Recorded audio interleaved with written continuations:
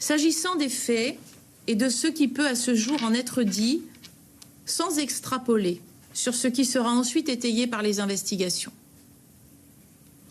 Vendredi 25 avril 2025, vers 9h30 du matin, un jeune homme de 22 ans, originaire du Mali, était tué de plusieurs coups de couteau dans la salle de prière de la mosquée Khadija à la Grand-Combe, dans le Gard.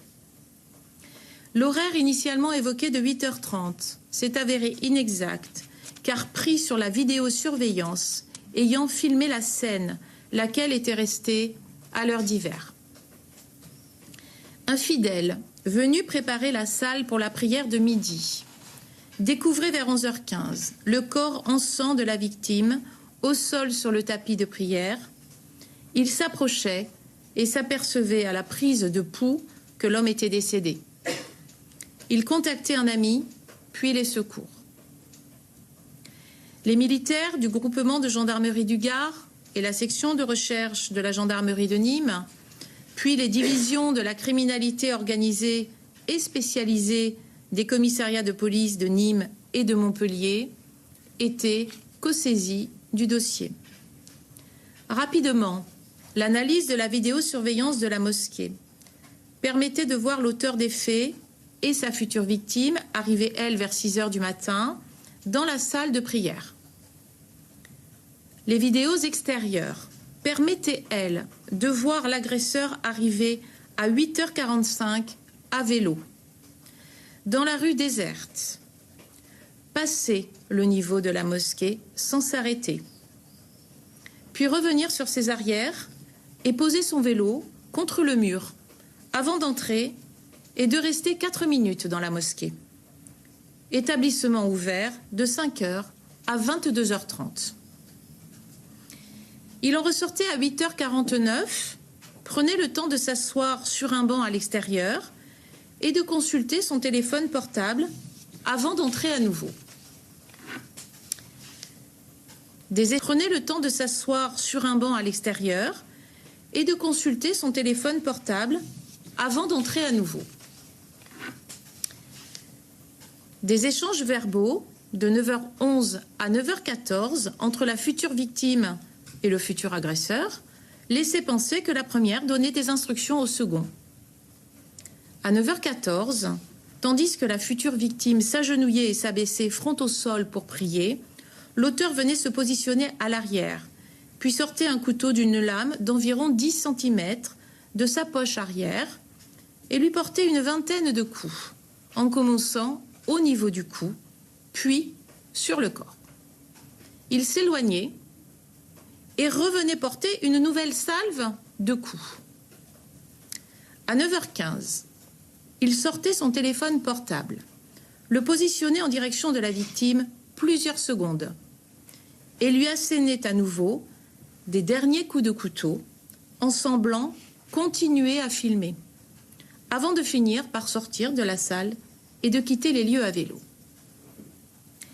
Les premiers éléments conduisaient à exclure l'hypothèse d'un meurtre entre personnes de même confession. En outre, aucun des témoins entendus par la suite et ayant visionné les images de vidéosurveillance ne reconnaissait l'individu porteur des coups de couteau, qui n'était pas un fidèle de la mosquée. L'autopsie diligentée permettait de constater la présence de 57 plaies par objet tranchant à l'origine du décès. Le même jour, les forces de sécurité intérieure étaient avisées de l'existence d'une vidéo réalisée par l'agresseur lors de son crime et qui avait brièvement circulé sur un réseau social. 2 interlocutrices avaient en effet eu la présence d'esprit de rapidement signaler les faits à la gendarmerie. La première jeune femme évoquait avoir intégré avant la période des faits, puis avoir été bannie d'un premier groupe à la main de l'agresseur sur le réseau Discord, bannie pour avoir osé critiquer des vidéos mises en ligne par des personnes se scarifiant en direct. La seconde, amie de la première, évoquait un malade mental qui avait des fantasmes ou propos extrêmes sur des envies de viol de femmes, de meurtre ou de viol de cadavres, et ce déjà 1 an en amont, et qui se décrivait ensuite comme schizophrène en évoquant le meurtre tout juste commis. Toutes deux avaient dénoncé sur la plateforme Pharos les contenus des vidéos de scarification publiées en ce temps-là sur TikTok, ce qui avait conduit à un bannissement de l'intéressé de la plateforme. 2 jours avant les faits, elles avaient en outre fait un signalement Pharos vis-à-vis du serveur Discord au regard des propos préoccupants de passage à l'acte à venir, tout en conservant le contact avec le futur agresseur pour tenter de maintenir le lien et avoir les renseignements pour les autorités. Son serveur avait été supprimé pour cause d'incitation à la haine. De nouveaux profils lui avaient permis de poursuivre ses activités et de diffuser le film de son passage à l'acte relayé via Instagram vers 9h15. Renseignements pour les autorités. Son serveur avait été supprimé pour cause d'incitation à la haine. De nouveaux profils lui avaient permis de poursuivre ses activités et de diffuser le film de son passage à l'acte relayé via Instagram vers 9h15. La témoin principale précisait qu'il avait annoncé en amont qu'il allait s'en prendre physiquement à quelqu'un, sans préciser ni qui, ni où, et sans faire référence à une ethnie ou une religion, épris d'une volonté farouche de tuer quelqu'un et, à défaut, de se suicider, le tout comme un acte libérateur. Elle avait vainement tenté de le dissuader de passer à l'acte peu avant les faits. Sur les postes de son téléphone portable, on trouvait trace de la conversation suivante. « Je vais le faire aujourd'hui. Je vais le faire dans la rue. Tu le connais ? » Réponse. Qui ? Non. Et l'agresseur de poursuivre. Je vais m'attaquer à la mosquée ? Point d'interrogation. J'ai pas trop d'idées. Une fois sur le site, il est noir. Je vais le faire. Je vais m'attaquer à la mosquée ? Point d'interrogation. J'ai pas trop d'idées. Une fois sur le site, il est noir. Je vais le faire. Sur le film des faits, elle précisait avoir entendu une voix d'homme dire quelque chose comme « Je l'ai fait. Ton Allah de merde, je lui ai planté ses fesses et je vais être arrêté, c'est sûr, car il y a une caméra. » Il avait en outre déjà évoqué qu'après avoir tué quelqu'un, ou il se suiciderait, sans dire comment, ou alors il quitterait directement l'Europe.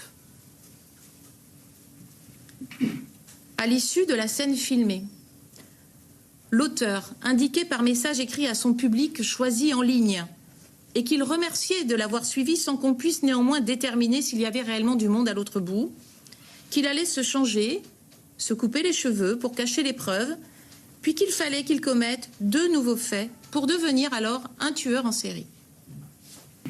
À l'issue de la scène filmée, l'auteur indiquait par message écrit à son public choisi en ligne et qu'il remerciait de l'avoir suivi sans qu'on puisse néanmoins déterminer s'il y avait réellement du monde à l'autre bout, qu'il allait se changer, se couper les cheveux pour cacher les preuves, puis qu'il fallait qu'il commette 2 nouveaux faits pour devenir alors un tueur en série. Ces éléments permettaient d'identifier l'auteur présumé comme étant un homme né le 19 octobre 2004 à Béziers, âgé de 20 ans, de nationalité française, inconnu jusque-là des services de police ni de justice, et domicilié sur le secteur de la Grand-Combe. Il était fils d'un couple vivant avec 11 enfants, chrétiens non pratiquants. Son frère, qui le déclarait très actif sur les réseaux sociaux, indiquait qu'il ne le connaissait pas violent et ne l'avait entendu qu'une seule fois déclarer ne pas aimer les musulmans, parce qu'Allah était un faux Dieu, et qu'il avait acheté une dague d'environ 3 mois en amont. Les enquêteurs constataient rapidement qu'il avait pris la fuite après avoir changé son apparence. Un oncle alerté sur les et qu'il avait acheté une dague d'environ 3 mois en amont. Les enquêteurs constataient rapidement qu'il avait pris la fuite après avoir changé son apparence. un oncle alerté sur les problèmes mentaux de son neveu en lien avec sa pratique des réseaux sociaux. De très nombreuses investigations techniques permettaient de reconstituer son parcours. Après être passé par l'Hérault, il prenait la fuite vers l'Italie et il se rendait finalement à la Squadra mobile de Pistoia le dimanche 27 avril 2025 dans la nuit. Il était déposé par un véhicule conduit par un tiers. Lundi 28 avril 2025, une information judiciaire était ouverte au tribunal judiciaire de Nîmes en vue de la diffusion d'un mandat d'arrêt européen en urgence par le magistrat instructeur, mandat d'arrêt anticipé dans la nuit par le substitut du parquet d'Alès.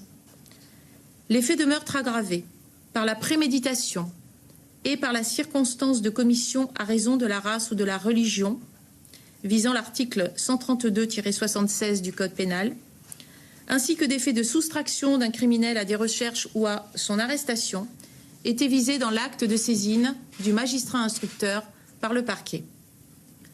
Cette ouverture sous double circonstance aggravante conduira le magistrat instructeur à procéder aux investigations afin d'établir dans quelle mesure l'acte et le choix de son lieu ont été induits par la religion, les origines de la victime et ou toute autre cause.